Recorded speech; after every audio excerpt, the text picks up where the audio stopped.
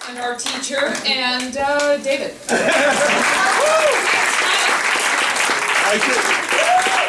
How is everyone tonight?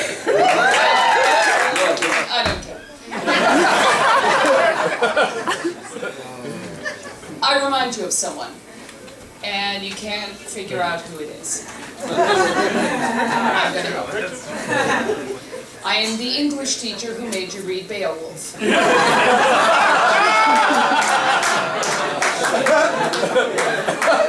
I'm a woman in HR you have to see when you lose your ID badge for the second time.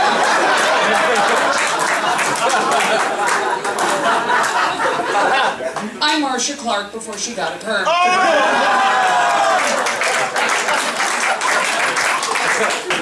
There is something about this face which telegraphs to the world fun ends here.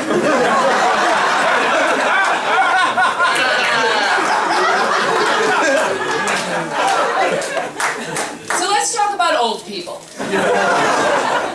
A lot of them are hateful. Yes, some of you are shocked I would say that. Many of you are shocked we're allowed to say that. Yes, it's true. Just because somebody is 85 pounds in a pink tracksuit with Kleenex stuffed up their sleeve does not mean they can't also be a horrible person. We already know this. We have a code language we use to talk about the horrible elderly people in our lives. She's a pistol. Horrible. Well, she doesn't pull any punches. Horrible. She certainly speaks her mind. Horrible and racist.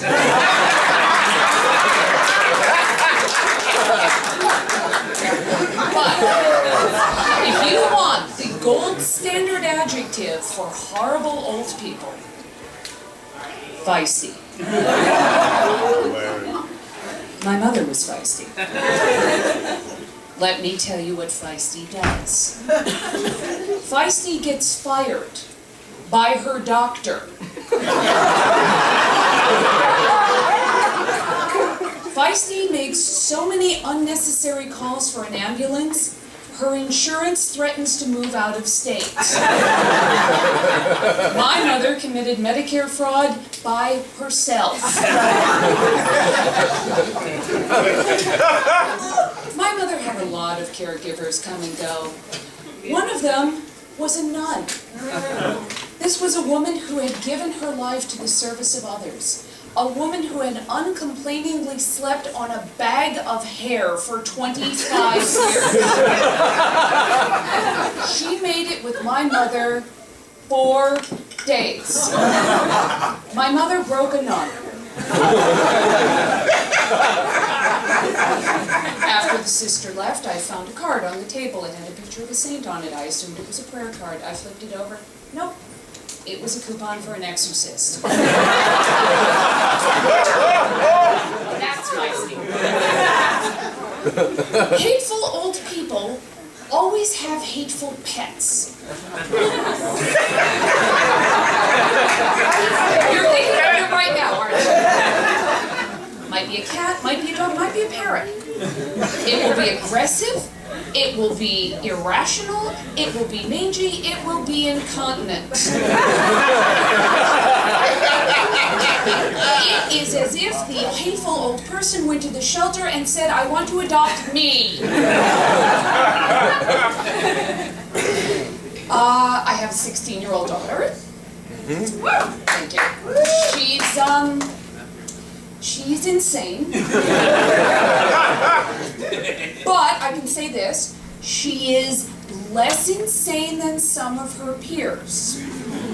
Because they're all girl teenagers are insane. All of them.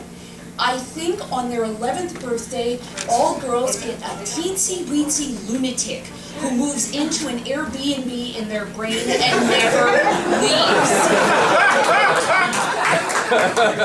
And if you are saying, yeah, I can handle insane, I'm sure you can.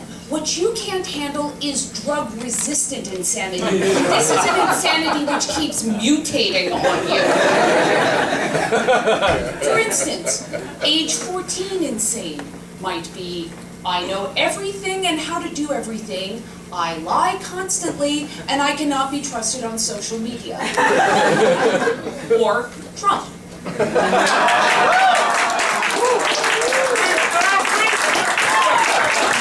See, David can't do that joke.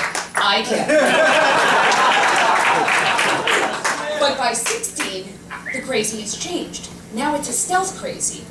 Now it's a smiling crazy, where you think underneath, they're probably even crazier, but you're just not happy they're not yelling anymore. Mike Pence crazy.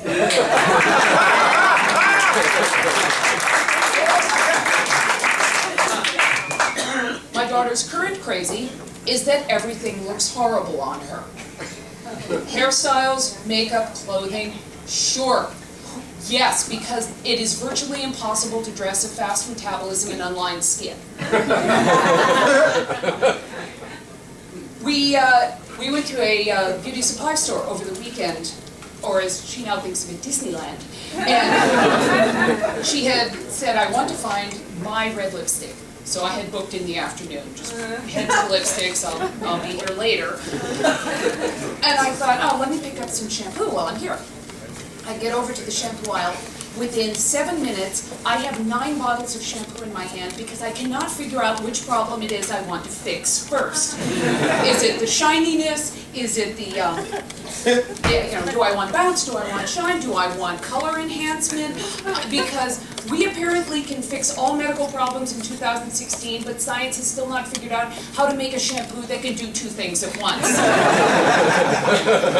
My daughter walks up, her arms up like this. She has red lipstick samples from here to here. She looks like a Civil War surgeon.